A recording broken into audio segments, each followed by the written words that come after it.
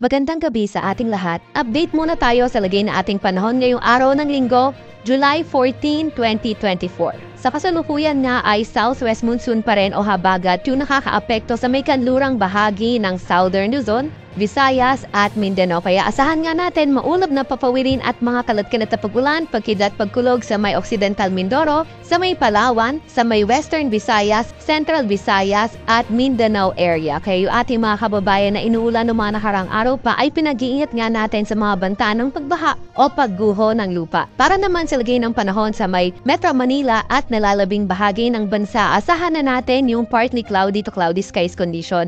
May mga tsansa pa nga rin tayo ng mga localized thunderstorms. And also, may low pressure area tayo minomonitor. Nung nakaraang araw, ito ay nasa labas na ating Philippine Area of Responsibility at wala naman itong direktang epekto sa kahit na anong parte na ating bansa. Currently nga din ay may minomonitor tayong cloud cluster E sa may silangang bahagi ng Mindanao area at ito ay hindi natin tinatanggal yung possibility na ito ay posibleng maging isang low pressure area sa mga susunod na araw. Para naman sa lagay ng panahon bukas sa may Luzon area, asahan natin dito sa may Occidental Mindoro pa rin at sa may Palawan yung mga kalat-kalat na pagulan, pagkidlat at pagkulog dulot ng habagat. Para naman sa Metro Manila at sa may nalalabing bahagi ng Luzon, asahan pa nga rin natin partly cloudy to cloudy skies, umaga hanggang tanghali mainit at malinsangan pero pagdating ng hapon tumataas nga yung mga tsansa ng mga localized thunderstorms. Agwat ang temperatura bukas sa Metro Manila ay 25 to 33 degrees Celsius, 18 to 24 degrees Celsius sa may Baguio, 25 to 33 degrees Celsius sa may Lawag at 26 to 36 degrees Celsius sa may Tugigaraw area, 26 to 32 degrees Celsius sa may Legazpi at 23 to 31 degrees Celsius sa may Tagaytay. Para naman sa agwat ng temperatura sa Puerto Princesa ay 25 to 30 at 25 to 31 din sa may Kalayaan Islands. For tomorrow, yung habagat inaasahan na natin, dito na lang siya sa Western Visayas magdadala ng paulan. And then the rest of Visayas area, partly cloudy to cloudy skies condition pa rin with the usual rain showers and thunderstorms during afternoon. Para naman sa lagay ng panahon sa may Mindanao area, Zamboanga Peninsula pati na rin sa may Davao Region, kabilang na nga yung mga nasa may southern portion ng Mindanao. Yun yung inaasahan natin na posible na magkaroon ng mga kalat-kalat na pagulan, pagkidlat at pagkulog. Pero the rest of Mindanao area, partly cloudy to cloudy skies condition, na may mga chance pa nga rin ng mga localized thunderstorms. Agwat ang temperatura bukas sa may Cebu ay 26 to 32 degrees Celsius, 25 to 31 degrees Celsius sa may Iloilo, sa may Cagayan de Oro at Tacloban ay 25 to 32 degrees Celsius, 24 to 30 degrees Celsius sa may Zamboanga at 25 to 30 degrees Celsius naman sa may Davao. Wala pa rin naman tayong nakataas na gale warning sa kahit na anong baybayin ng ating bansa pero pinag-iinit pa nga rin natin yung mga papalaot sa may kanlurang bahagi ng Southern Luzon, kanlurang bahagi ng Visayas at kanlurang bahagi ng Mindanao dahil posible maging katamtaman hanggang sa maalon ang karagatan.